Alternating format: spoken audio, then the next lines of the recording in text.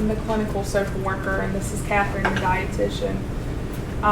We decided for this month to kind of just have a more of an open group, and we do specific topics for each month. But sometimes we think it's a great idea to ask questions, let people know what you need help with.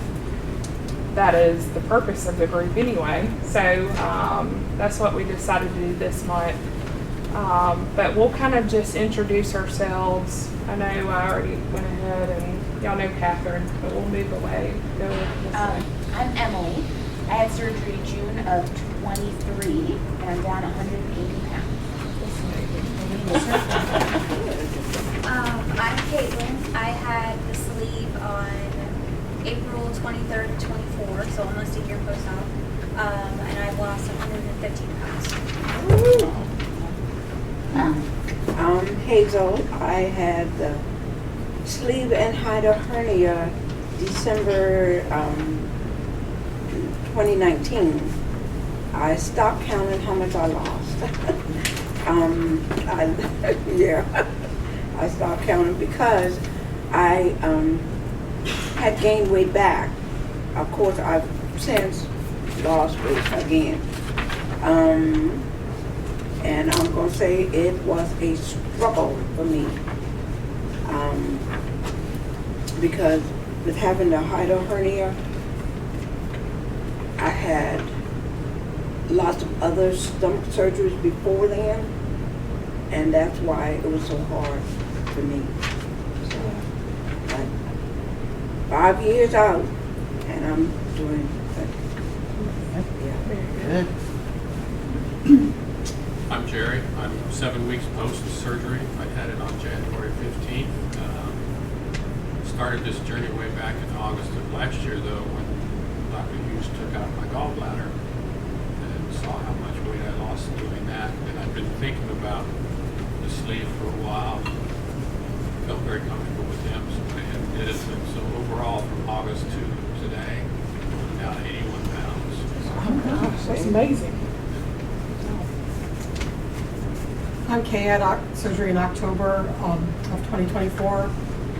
Catherine and I have talked about this lots. I've lost 30 pounds, and I haven't lost in like 2 months, but I keep trying to focus on that non-scale victories because people are still seeing the body changes. And so I'm trying to focus on that, not the pounds, because they will eventually count. But I will say I'd lost before I even started all this. I had already lost like 25 or 30 pounds and kept it off.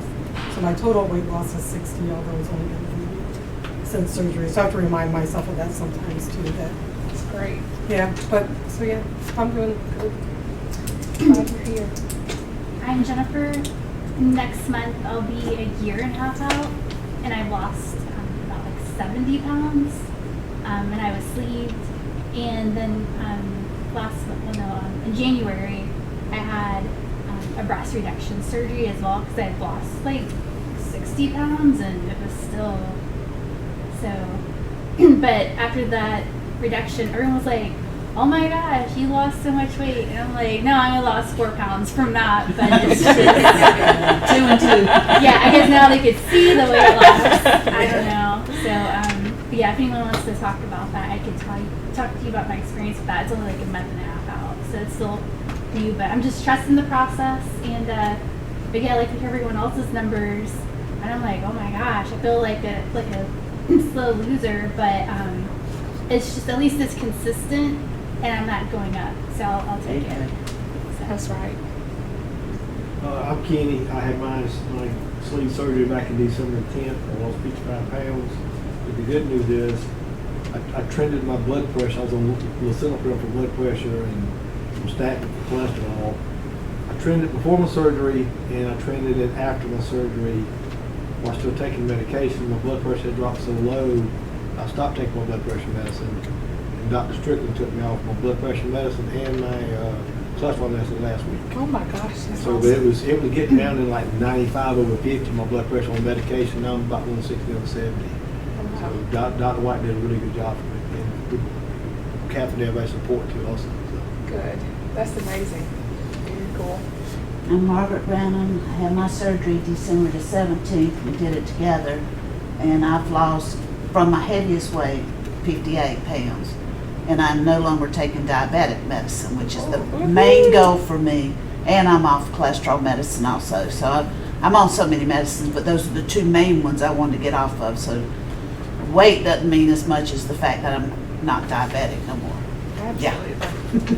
We talk about that every day of, patients come in with fears of excess skin or fears of not losing fast enough, and we try to help them look at the big pictures of health isn't just the number on the scale. It's not being on medications, it's not wearing a CPAP, it's, having more stamina, more Yeah, energy. definitely more energy. Yeah, I'm feeling that. All of that. So Yeah. it's amazing. Just looking at y'all, all of y'all, since We did meet with Stephen for the health directions yesterday, so now we're starting to go to the gym. You work there, don't you? I do. Yeah. I also work there. Yeah. Yeah, I was telling you that you do classes. I want to do classes like on Fridays and stuff. Yeah, I teach Thursdays at 5:30. I was taking off the schedule because I had my reduction, but they're putting me back on for April. So everyone come out and try it. It's a blast. Right, what? Good. Zumba at 5:30 on Thursday. very cool. I help directions. Oh, I can go to health direction, but I go in the mornings. I had been. So you do Eddie's class then? Yeah. Yeah, Eddie's Yeah. great. That's great. Very cool. Well, we are just kind of leaving it open. A lot of psychotherapy groups, we go into details of like asking questions and feeling off of what patients are struggling with, what they need support in. But tonight I just kind of hope to open it up to you guys and then, use us as resources if needed, but kind of open it up of, what crosses your mind of why you're here, what do you need help with, what are you struggling with personally, and what can someone else in the group might help answer for you.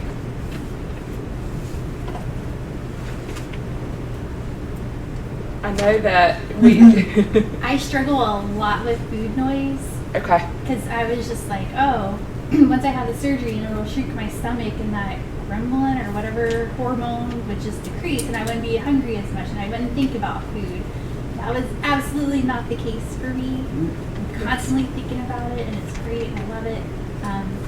But I've been working with Dr. Norris, Lori, to get on other medications that help me kind of control that, and I feel like I've been really successful for that. And then that, along with this tool that I've been giving, I've had some success with that because for me, I felt like I worked out a lot and I was doing the right things and I'm a very active person, but the hormones, something was going on and the scale was just rising and rising, and I'm like, what's going on with my body? I felt like I lost control. So that part of it, I'm finally excited about, that I feel like that's under control, but it's just I struggle a lot with food noise.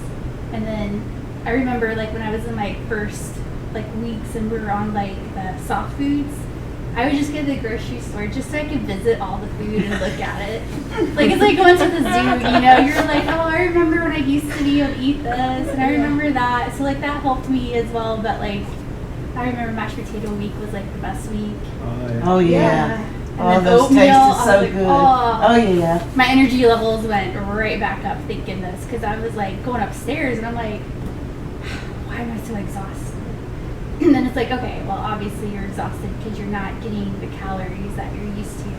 So when I switched back to solids, it's I had that stall, and that stall for me lasted a really long time.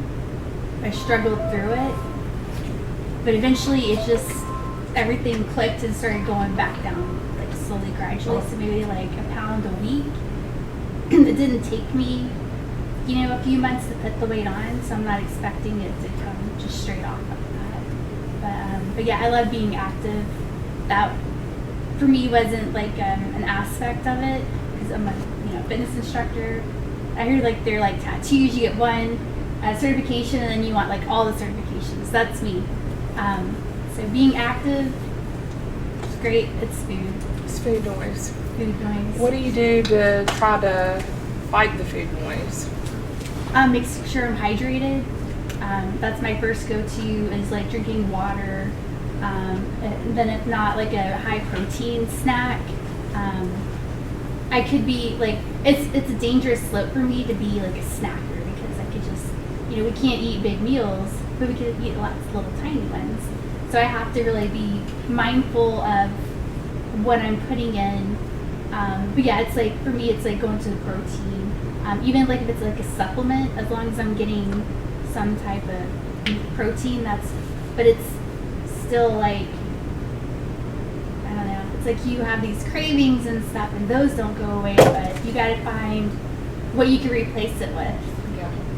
So yeah. We have a lot of patients, I know, kind of in the mix between us two of finding that line of you know, acceptable snacks and then not snacking too much. Like, I mean, we all deal with that of, you know, okay, I had my one snack, do not put anything else in my mouth. You like literally talking to yourself through that of not putting anything else in your mouth for so long. You know, it sounds so dry, but it is.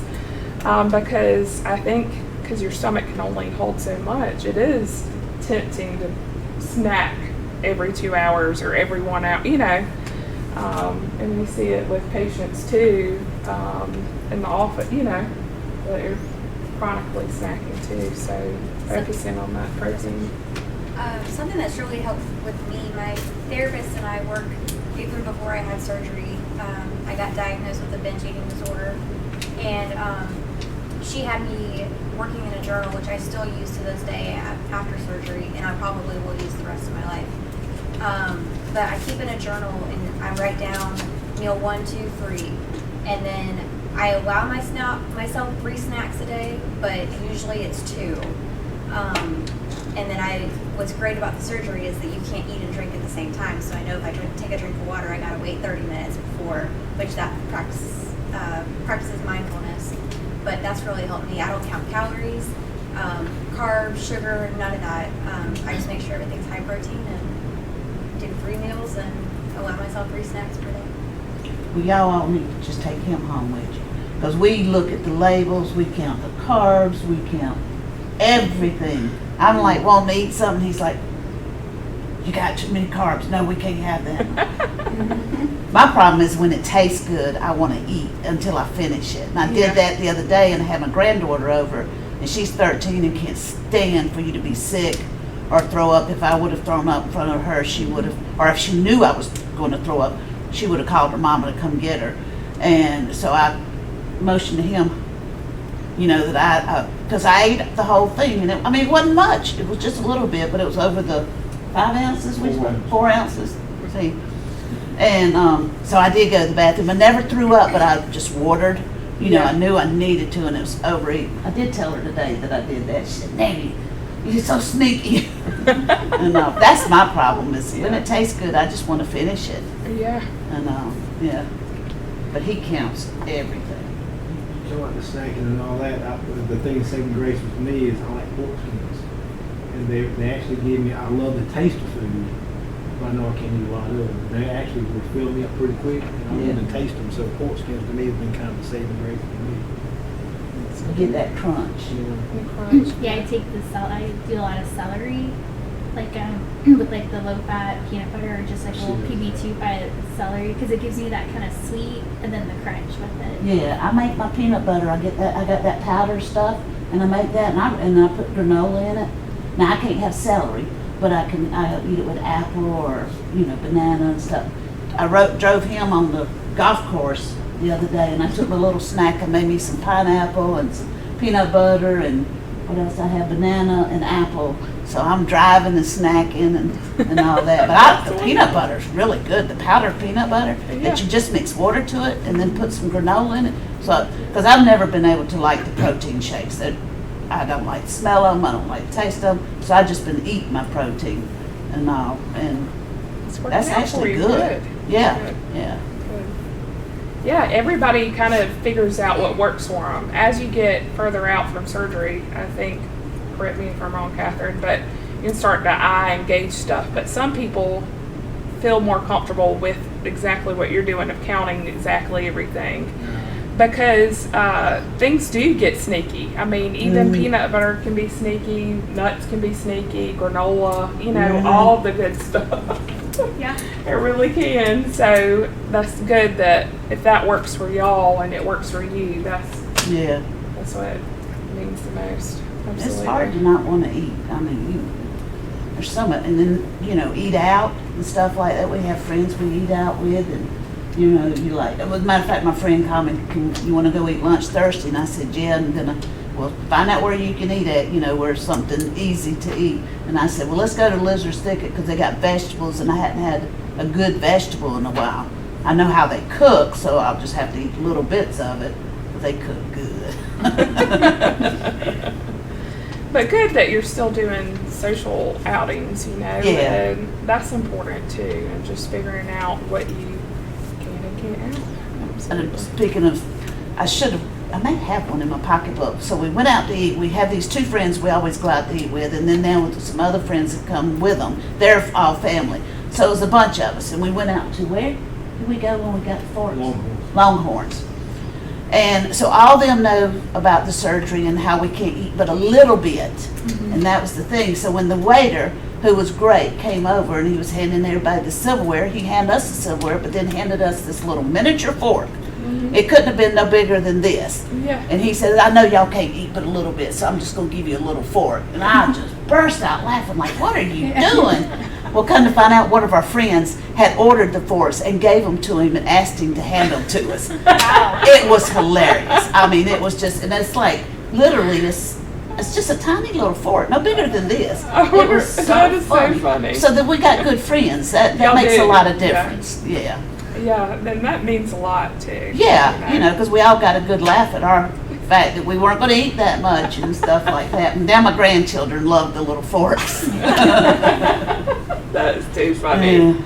But good that y'all, I mean, everybody has something that kind of fuels them, like social outings for y'all. That is so important, especially as we age. And, that social aspect and getting out and being around other people, it does so much for the mind. Any age, really, but especially as we continue to age. But anybody else can think of anything they've been kind of struggling with here recently? Oh, yeah. What have you been doing, Being Mr. cold. Jared? Say that again? Being cold. He is too. Yeah. If you've had a significant weight loss in a short amount of time, you might feel cold for a while, even if you're stable now, because it takes your body's tissues a long time to adjust to keep you warm. And you just lost a big layer, Yeah. a big layer of protective fat. So you will not feel cold for much longer. That's what I've been reading. It's just like, okay, 6 weeks of this, not one wearing the coat all the time in the house, and wife's running around in shorts. I'm glad to hear you say that because I thought something was But yeah, up with him. It's something I'm not used to, because I've always been the warm guy, Yeah. and now and I've read up on why and several other things, So we're watching the heart rate, because that can be part of it too. If it gets too low, you don't get enough circulation. So I'm doing the airplane tricks when I'm sitting in the evening. If I sit for an hour, I'll sit there and pump my feet. She said, what are you doing? I said, the airplane trick. Keep the circulation going. Good. Smart. And as your blood pressure lowers because you're eating better and you're losing weight, your circulation isn't going as hard as it once was too, keeping you warm. So there are so many factors of that. My doctor has taken me off all but one medicine already. Great. Yes. Awesome. Yay. And I hope to be Exciting. off of it for 2 weeks. So Amazing. That is That's the great good part news. about all this is all that medicine. Yeah. Absolutely. Because every medicine has side effects, and it's good. But I'm finding that I don't think I'm eating still yet enough. I mean, like, for breakfast I might have a boiled egg and maybe a banana. That's my breakfast. Mm-hmm. Lunch, I have to make myself eat. And I'm still on my schedule. 5 years. It's 8 o'clock in the morning for breakfast. 12 o'clock for lunch, and I gotta have, well, except for when I'm doing stuff like this, 6 o'clock, by 6 o'clock, I've gotta finish up my dinner. But even though I don't have to measure anymore, because, you know, after a while, you know what it is on the plate. But I can't even eat what I know I'm supposed to eat, the amount, Right. you know. So does that mean you have low appetite and you could just skip a meal completely? I don't skip a meal. I do the meal. I just don't eat all of it. Okay. Yeah. Okay. Do you eat until you get full? Do you Yeah. feel fullness? Mhm. That's good. Yeah. If you think that your calorie intake is really low, Mhm. it sometimes is worth intentionally adding some. So it may be worth actually counting your calories for a week or so to see just how low they are. And definitely tracking your protein. Oh no, I don't have no problem with the protein Okay, part. good. But the protein is the first thing I would do. My protein. Mm-hmm. I make sure I do that first. Well, I don't know, the 1 egg in the morning, Mm-hmm. and I know I do my protein for lunch. Mm-hmm. And if I'm going to be out, I do the 30, you know, my drink, my Good. protein drink. So I Good. still do that. I would also take a look and make sure you've got basically all three food groups. So protein is the most important to maintain your muscles. Right. But if you're not eating any carbohydrate, like no fruit, no starchy vegetables, no whole Right. grains, your body needs that too. Right. So if you look back at your day and you didn't eat any carbs, it would be a good idea to plan on adding at least 2 or 3 servings throughout the day. Because that you can get your protein and still be too low in Right. calories. You need a little bit of everything. Right. So even if you don't count your calories, it's always a good idea to see what your balance is like and make Right. sure you have not just protein, but some healthy carbs. And healthy fats usually come along with those carbs and protein. So I would look back and see how much carbohydrate you're eating and see if you could add even a fruit or 2. The only food, unfortunately, the only food I eat is banana. Okay. Starchy vegetables would be a good one too. Usually when it comes to carbohydrates, we talk about the healthier options. So maybe instead of something like pasta bread, rice, or tortilla shells, it would be more like potatoes, sweet potatoes, Well, sweet peas, potatoes. beans. Yeah, and Yeah. I do a lot of beans. Wonderful, Yeah. wonderful. Yeah. I would just start by making sure that maybe if at least 2 meals a day has not only your protein, but a serving of your carbohydrate and vegetable where you can fit it. Even if you only eat a little bit of all of those food groups. Okay. Yeah. My friends will look at me, Miss Hazel, are you losing weight again? I said, well, I'm not trying. But, Yeah. yeah, And if you don't have an appointment coming up I have with one Lori tomorrow. that means I'll probably talk to you a whole lot more tomorrow. Is it because you are, Are you seeing Lori tomorrow? yeah. I don't know if it's I with think me or Jenny. Jenny. Either one of us will be here tomorrow. We'll Yeah, talk with Jenny. you. Yeah. Yeah. And we can even look at your food journals if you bring Okay. those. Yeah. Sometimes it is worth sitting down even 5 years after surgery to go over what you're eating. Make sure you have a good balance. In your movement too, I know you're active, you know, you're always on the go doing something for someone else, you know, but looking at your movement too of, am I walking enough? Am I doing any type of general movement, you know, to increase that over time? I know I haven't been to the gym since middle of January Okay. because of the surgery thing. Yeah, Yeah, but I can go start back next week. good. Yeah. Good. Absolutely. Anybody else having any? You brought like calories and carbs. Is there a target number for calories? I look at my protein, I look at my sugars and all, but I haven't ever really looked at the calorie part. Not really. We don't encourage people to track calories. Okay, I didn't see it in the book. Nope, and that's because every person's calorie needs are so different, and especially throughout your first year, that number that you need is changing. So in the very beginning, your calorie intake is low, not by choice, that's just recovery from the surgery. If anybody does track their calories, usually long term, especially if they're exercising, I would never recommend going lower than 1,200. But each person is different and what their needs are. Usually, if it is 6 months or more after surgery and you're exercising, a lot of times it's actually time to increase calories a little bit. And the dietitians can always recommend that if they think it's appropriate. How about carbs? How much should we be eating? Every that? person's very different for Is that carbs still too. Yes, I would recommend getting at least 2 or 3 servings a day of healthy carbs. So that can be added up even from little bits of carbs here and there. So, for example, if you put some cheese on top of your dinner, that might be half a serving of carbs. Mhm, Usually okay. a serving is around 15 grams. That would be like a slice of bread, even if that's not the carb you choose.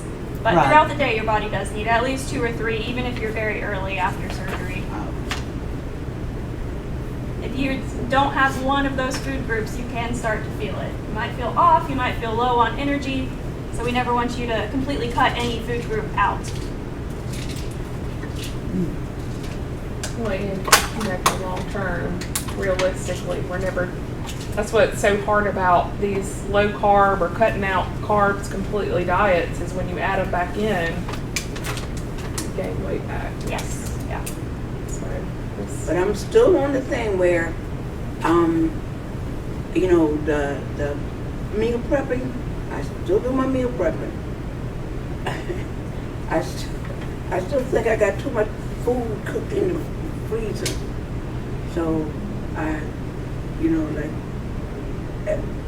like when I go to the grocery store, I bring my stuff home. I cook and put them in container and stuff go in the freezer. Mhm. So I don't have to cook every day and all of that, yeah. That's what I'll sit there and make up I like sweet potatoes, he likes regular potatoes. I'll make little tiny containers of that, tiny containers of meat and stuff like that, and pudding and jello, because my thing is ice cream. I love ice cream. But I have not had any ice cream, knock on wood, yet, but I'll do a popsicle. And I'll Good. make my mind say, that's ice cream. You got some keto ice cream. That was nasty. Did you get a Ninja Creamy yet? 'Cause we got one and Oh, I we did had- with the protein, but Yeah. it just it just wasn't really worth it for our family, so we just sent it back. I have one, my granddaughter's got it now. I don't even think I ever used it, because you gotta pre-do it, and I'm not a pre-do it person. So, yeah, that's how it works for you. that was a waste of money. Yeah, that's the easiest. The what? Yeah, sugar-free pudding. Yeah. Yeah, that's love what we have, sugar free.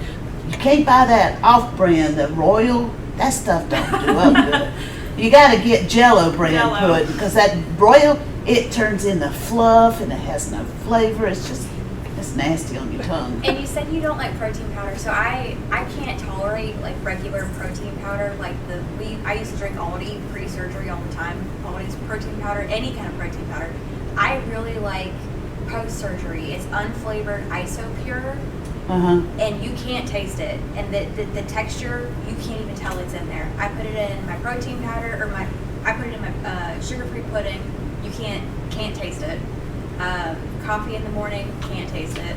Every day. Well, hold up, because I had the biggest problem with adding the Isopure, because if you didn't get the temperature just right, it clumped up so badly, and I could not stomach it. Yeah. So like, it's interesting that you said add the coffee, because when I was on chicken broth or like liquid, I would add it in there, and it would just, I couldn't. It was a consistency thing. I just couldn't do it. But I've been told like, oh, well, do you like room temperature instead of hot? Like you have to try like different temperatures. So like I couldn't mess with this. So I just add it to like my my oatmeal. That's the only thing I found I could add it to, and I don't even do a full serving. I do like half a scoop because the texture. for I me- wonder. So I've never done it in anything hot, but I do all mine with cold stuff, and yeah, it blends really well. Like I'll use a knife, I'll use a coffee stirrer, anything, or I'll use a electronic blender thing. I Yeah, got whatever. Frother? Yeah. Yeah, frother. yeah, it blends just fine. But you know what? I do have like the Instapot frother to make like macchiato or sugar-free macchiatos. So I was like, oh, I wonder if I could toss it into that. Oh, but then it heats it up, so I don't know. I think it's a mental thing with me. I have tried putting the Unsure Is that what- Sure. Yeah, that one, that has no flavor to it, or supposedly, and I've tried putting it in my oatmeal, and then I see myself doing it, and I'm like, oh, I just can't. It just makes me, just the thought, and, I mean, he's drank the stuff, and I've had to make him get out the car, because I can't stand the smell of it. And this is the stuff that, well, he does drink that. What kind is nasty? Ensure. I like the Oh, that stinks. Have you tried just like a little bit instead of like a whole full serving? Oh, Like I to never just- did a full To serving. do like a little taste into your oatmeal and mix it in? I tried, but I saw myself doing it, and You're gonna have to do it. Before the surgery, we actually shopped around. We ordered Tried off different ones. Amazon and went to different Publix and different places. Got every imaginable protein shake drink you could get and tried it, and she was fine with it. Yeah, But and then about a week after afterwards. the surgery, she's like, ooh, I can't stand it. Oh, yeah. I don't know what changed. Yeah, because like there's different things that make me feel fuller after just a few bites, and then like salad, I could just eat salad all day and not be full from it. So like I know like our taste buds change and our capacities change. my taste bud and my smell has changed. But I have all the proteins. I love all of them, and I even bought like the new lemon one that Premier Protein came out with, and I really like it too. Oh, I wanted to try it, but I only saw the Sam's Club pack, which is 15 of them, and so I didn't want to buy I could them. bring you one. I have an appointment coming up, so I can bring one. Oh, that's sweet. You don't have to do that. Well, if I remember, I have a bad memory. That's sweet. I like it. So yeah, I like all the proteins, and I have the canisters. I have the pre-made powder bag. See, my grandson and his wife, they have a whole bunch of the stuff above their freezer. So she was sending a bunch down for me to taste. And I taste the first one, I said, oh, this is good.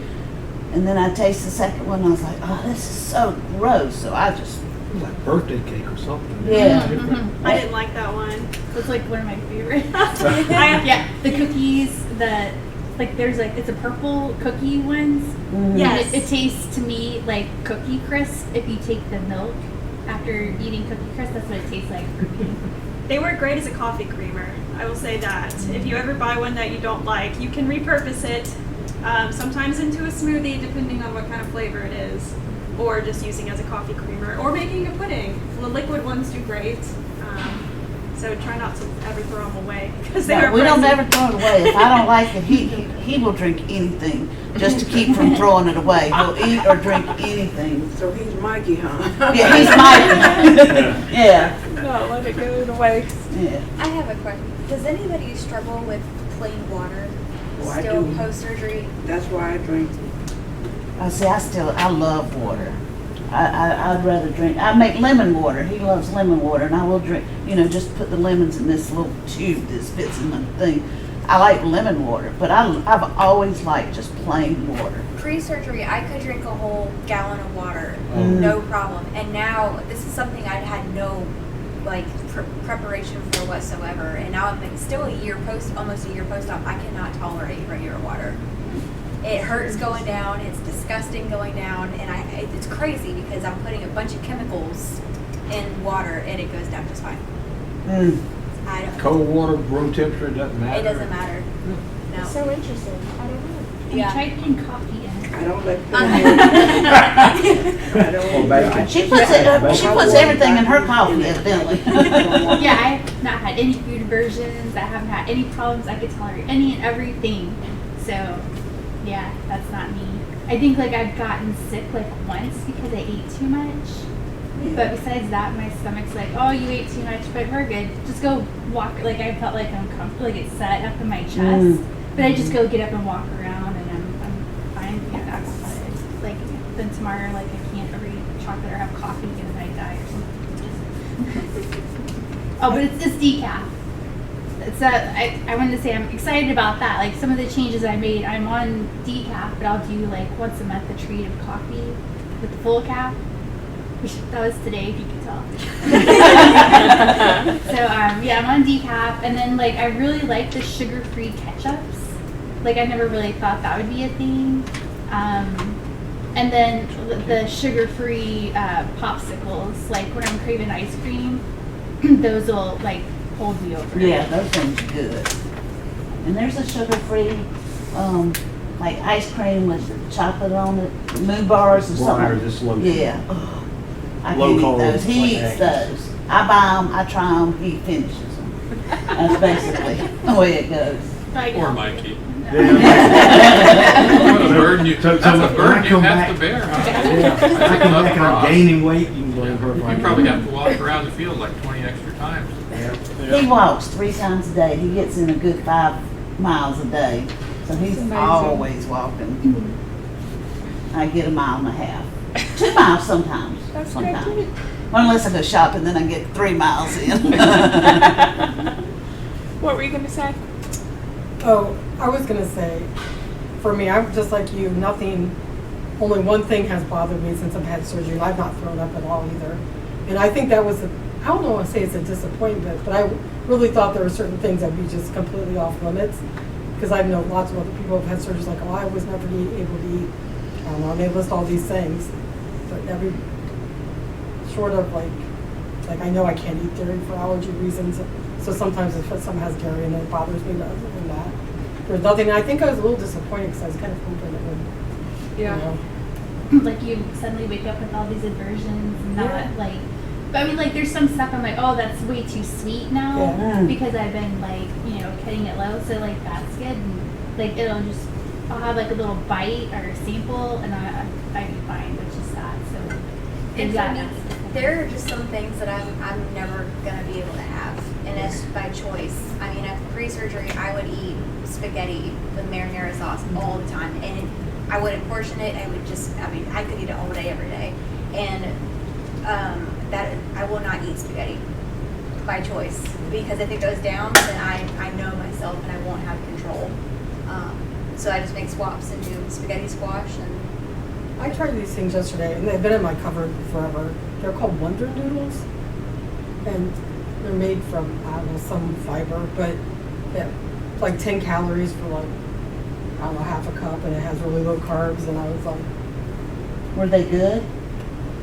you have to rinse them. They smell a little bit when you get them out of the bag, but it says to rinse them for 2 or 3 minutes, and I put them in the pan. They smell bad? Yeah, so you be Forget out. about it. I already knew. Once you rinse them, Mikey, they're get ready. Don't bring them home. they don't taste like anything, but they almost look like rice noodles by the time you cook them and stuff. They don't taste bad, but Good. And then there's the protein pasta too, but like it's kind of expensive and it's harder to find. But I mean, it's obviously not the same as regular pasta, but it's like a really good substitute. Like I can live Oh, off I of haven't that. tried it. Now I like the protein pancakes, the Oh premier. yeah, Yeah, because With I'm some a pancake sugar-free person. syrup. With the sugar-free syrup, he used to make the best pancakes. Golly, I could make pancakes. They were so good.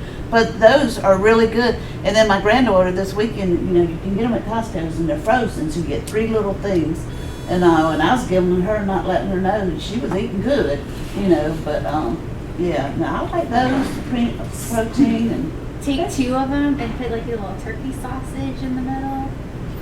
And like that's like a little breakfast sandwich. But like that whole thing fills me up, and Yeah, I'm like, it's like 2 of the proteins in like one pie, and I'm like, oh, what's the mini ones? Not like, because I think they have the mini ones and then the bigger ones, right? What, the pancakes? The Oh, the Premier. ones I get frozen are like Like this that, size. Yeah, and 3, I'm struggling to eat that 3rd one. I can eat 2, but I'm Yeah. struggling to eat that 3rd one. I do it. Oh, I can't. Yeah, it's hard, but I hadn't It's thought about the turkey sausage. Oh yeah, and dip it in some of that syrup. Yeah. The syrup is good. The sugar-free syrup is really good. Yeah, that's what I'm saying. Like that, along with the sugar-free ketchups and stuff, I was Yeah. surprised. And then they have like, for like if you're getting fancy and doing like a sugar-free caramel macchiato at home, and they have the sugar-free caramel, but it's like how? Because isn't caramel just sugar? Yeah. So brown it's like, sugar. but All hey, these things, it yeah. tastes. they It's taste yeah, it tastes the same. Like Mm. the other caramel is just too sweet now. I'm finding Aldi and Costco's has the best selections of sugar-free, low-carb, all that kind of stuff. Good. It's good My to only hear. problem I complain about is I'm still dizzy. Sometimes when I get up, I'll still get dizzy.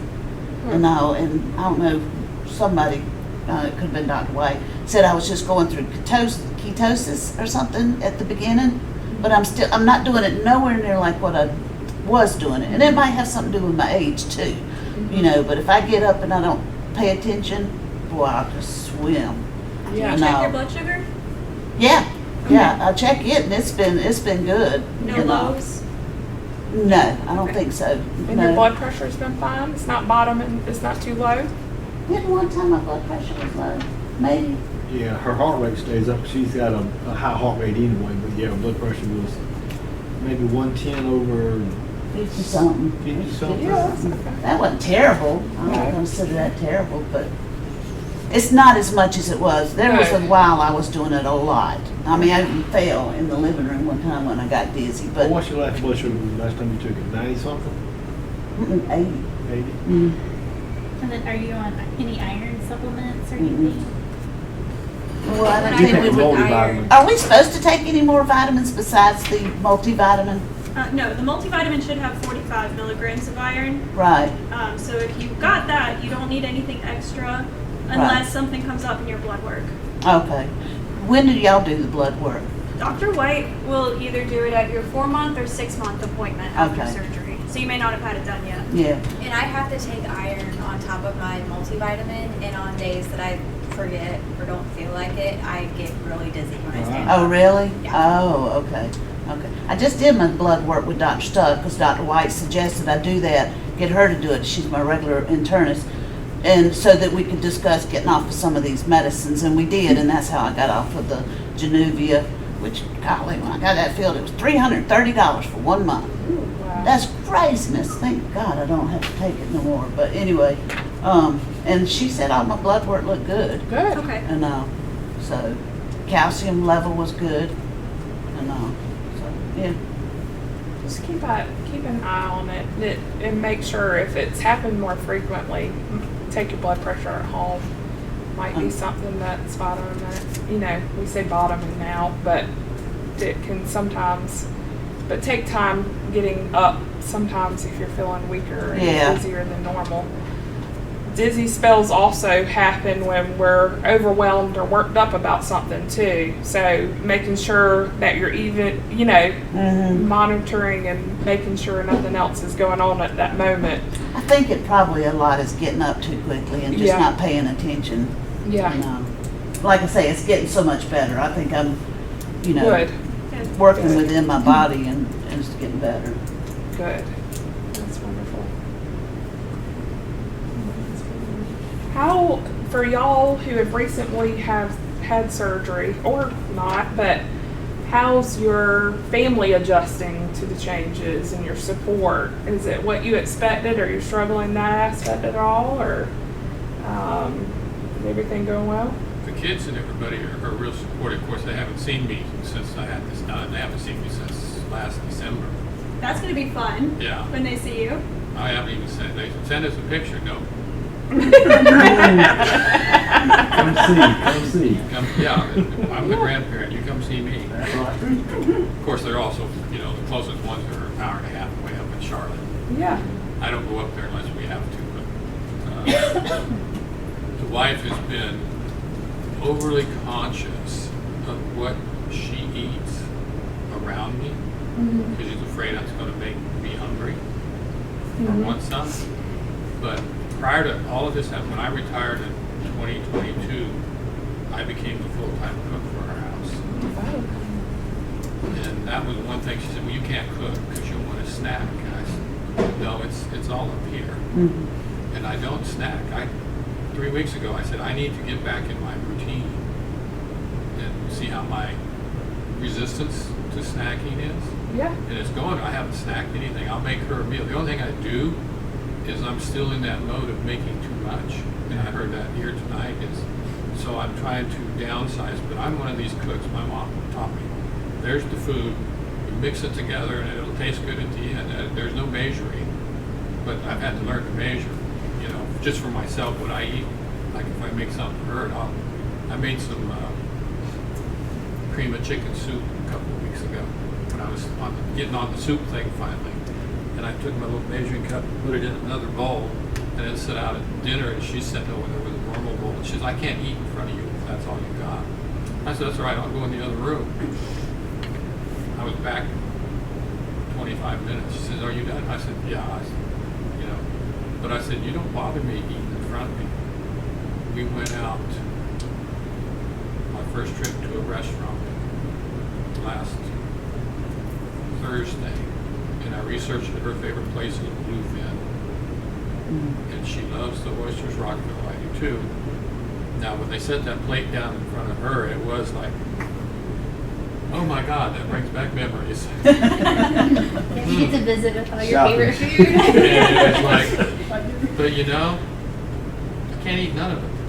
So down the road, someday, I'll have some. But so then it was talking, you know, I picked out these things off the menu I thought I could eat, and I was going through it with the waitress. And she'd say, no, they do this, or they cook it in butter, or they do this. And, you know, they just different things, but I thought I could find. I said, so how about the sheet crab soup? Because I thought, okay, there is clam in it. It is a cream soup. And so I ordered a cup. She says, but it's lunch. You need a bowl. I said, no, I need a cup. I did what you said, kind of like 5 or 6 teaspoons of it. And gave it, here, you can have it, honey. She scarfed down all of her oysters and all of my leftover soup and everything. She says, are you full? I said, yeah, I'm full. I said, I don't need it. I said, I conquered the mental thing when I had my gallbladder out, because I could eat normal then, and it was just ugly. It was not good, so that helped me. I think that's really put me in the mood. The kids are the same way, but what are you going to eat when you come up? I said, you make what you make, and I'll figure something out. Yeah, absolutely. You just eat your normal limit. Yeah. Yeah. And I said, you cook like, I said, there isn't nothing you cook that I can't eat now. It's just, I may ask, my son-in-law loves to barbecue, and he'll put all kinds of spices and stuff, so I know if I'm coming, I'll say, cut me a piece off and set it aside, so that I don't get all that stuff, all the, quote, good stuff on it. Yeah. You know, but the family's been real supportive. My daughter's she had a gastric bypass done. Let's see, late 23, in December of 23, and she's down she's down 100 pounds. She told me the other day. She's real active and on the go all the time. But she's doing good, and she's amazed how well. I said, well, I had a head start with the gallbladder thing, because it put me in the mode. And in fact, I think I talked with you, and I went on the pre-surgery diet 3 weeks before I was supposed to. Yeah, you did it early. And that puts you right into the mode post-surgery. Yes. And what you do before surgery really affects your first couple of months after surgery. Some people have a much harder time if they didn't prepare. And sometimes when people lose a significant amount of weight before surgery, it can be slower than they expected after surgery too. So everybody's journey, very different. So different. Yeah. One thing that I have is salt. I cannot taste salt at all anymore. And that's kind of odd. But I don't use a lot of salt. I never did. I got the wife, when I came home and had to have chicken broth, she didn't think about it. And at first, she made me some chicken broth, but it was the normal Campbell's chicken broth. And I took one sip and I got gagged. I said, how much did you put more salt in this? She says, no, it's the regular. And it's like salt content, and that is like 800 milligrams. It was like Yeah. drinking pure salt. Yeah. So set that aside. So it's just, that's the only thing that I think I've had a weird experience, because it did kind of bother my stomach a little bit. But That's family's good. been supportive. Yeah, that's good that they're supportive and trying to help you figure what works. for Actually, you. went and bought a pair of pants. I didn't wear them tonight. I'm saving them for a special occasion. I've lost 6 inches around my waist so far. Good. Our pastor had surgery this Friday on his knee, and they got what they call a meal train. So 2 of us on the meal together, and Sunday was my day. So I had to do speckled butter beans, and I did rib tips and rice. So when my seasoning is nature's seasoning, and I fixed that. And my beans, I use smoked turkey neck. I don't use, the smoked turkey neck in there, in my beans. And then when I do my rice, instead of using water, I use the sauce, or not the sauce, the juice off of the meat, because I bake it in the oven, and the juice I use it to cook the rice with. And when they ate, it's like, man, everything is so good. I'm thinking to myself, if he knows that, but of course he said that what I cook the beans with is what he eats with anyway, because a lot of the stuff I think they eat, they try the keto stuff. And he said this thing was just so good, because that's the way I cook for me. And if I'm cooking for me like that, I'm gonna cook for somebody else. The way I cook for me. Why give you all the salt and stuff? I don't even have salt in my house. I don't do salt. I do the pepper, but I don't do the salt. That's nice of y'all to be able to do that for him. Yeah. Very much so. How's everybody else's support? Is it matching up to what you were hoping here recently? Any problems? I don't think my Oh, we know husband- y'all. Yeah. Y'all support each other. Y'all kick each other in the Well, shins. sure. I was gonna say, my husband's not supportive. I don't think he knows how to support me because he's always, like, we've been married 20-some years. He's been 175 to 185 pounds the entire time we've been married. Yeah. So he's never struggled. So, but all that being said, he was very supportive of the process. But yeah, I don't think he gets it, and I don't think he ever will. But all that being said, Yeah. it's like whatever you think you need to do. And he's just kind of oblivious, but. Yeah. Yeah, a lot of people I found, they don't understand how you can just eat that little tiny bit and be happy with it and be, your stomach satisfied with it. But they're all supportive. We've got, good. I've noticed that my grandson and his wife and the 3 little ones live on our property. And one good thing is she's got 3, my granddaughter I call her, she's got 3 little kids. So she wants to have the surgery because she probably needs it. But she wants to have it, but then she's got to cook for those 3. And then my grandson's skinny as a rail. I mean, he barely eats. But I have noticed since we're walking, she's now walking. She's lost a good bit of weight just from walking, and now she's paying attention to what she's eating, even if she can't do the surgery because she's got to feed them little children, and then she'll probably eat. She's paying more attention, so she's starting to lose weight and walking. So I know that what we're doing is impacting her. It's important. Yeah, Absolutely. so that's good. Yeah. Absolutely. That's how it is with my boyfriend too. He didn't have the surgery, and he was not supportive of me having it because I've been so headstrong pre-surgery that he thought I could do it on my own. But now that I've probably hit maybe 2 months post-op, and he's like, "This is the best decision that you ever made." But we'll go grocery shopping, and he'll be like, "If I get this, is this going to trigger you?" And it triggers me with him even asking me that. Yeah. And Don't you love that? but I have to keep telling him, reminding him, like, I'm my own person.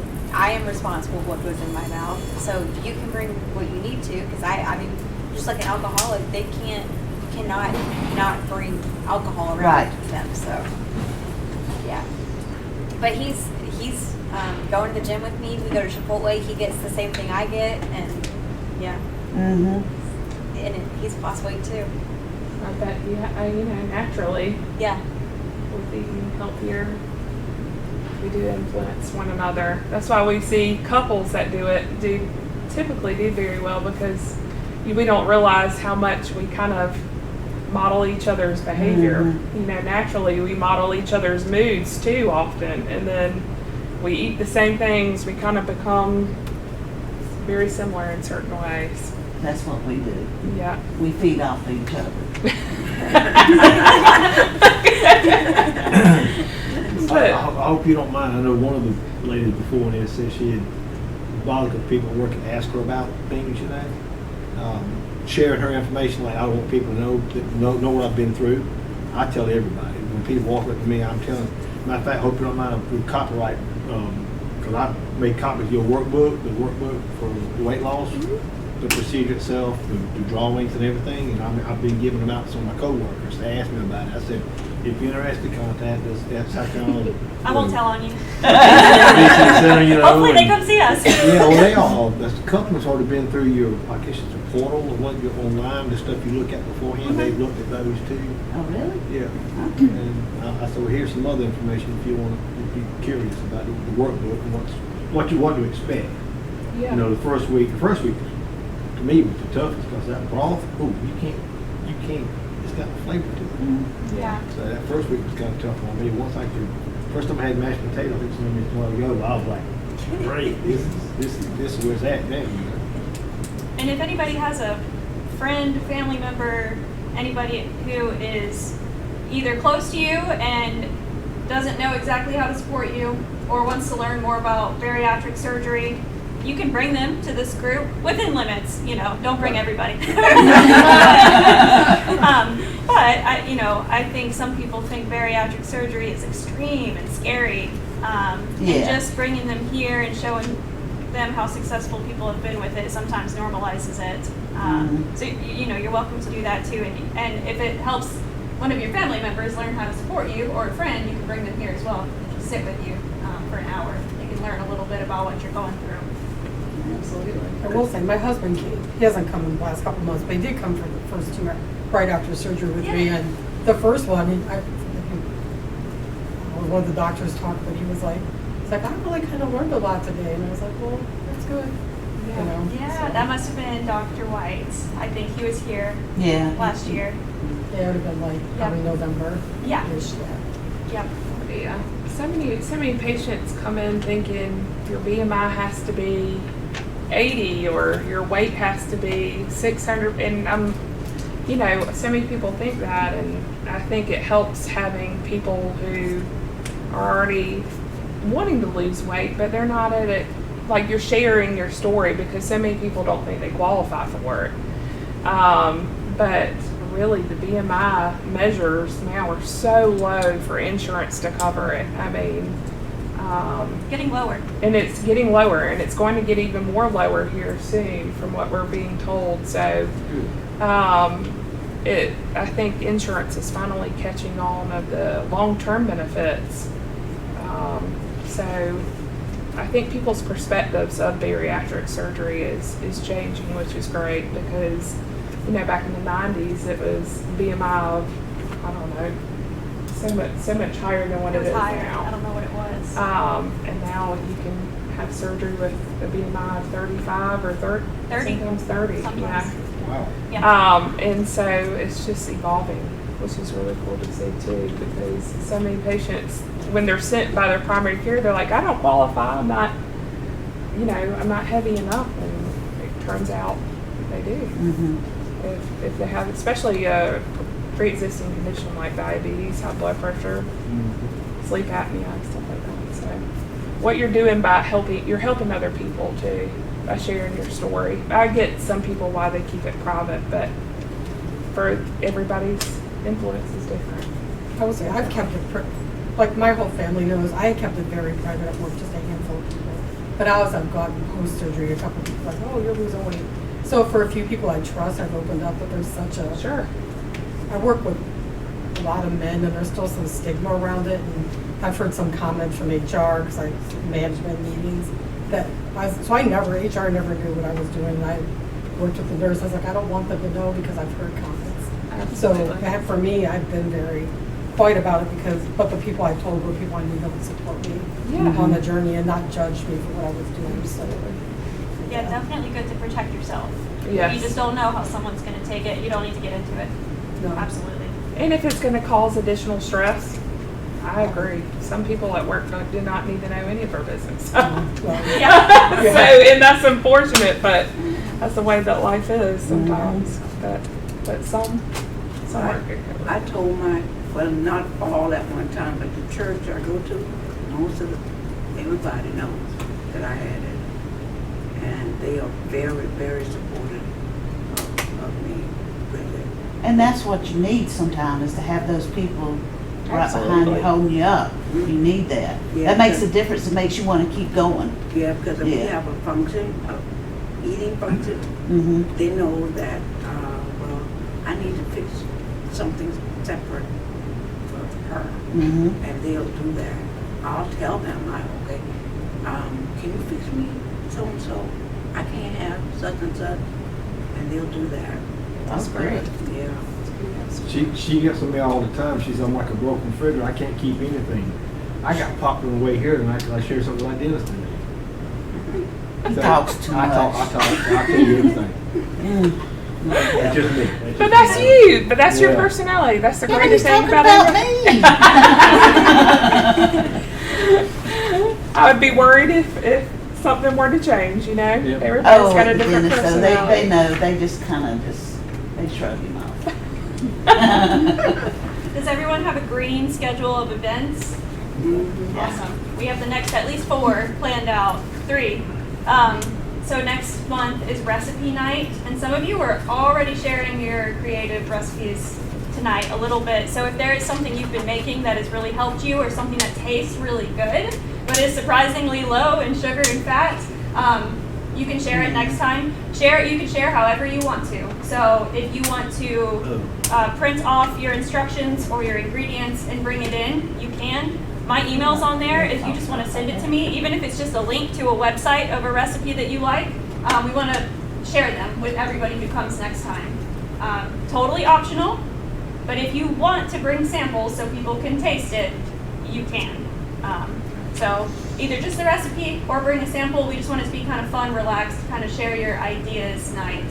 So my email's there if you want to send something to me anytime up until that day. I'll print it off and bring it that night so you can hand it out. And it really could be simple, just like you say, the sausage and the Premier pancake. Like, just ideas, because we get so burnt out on certain recipes.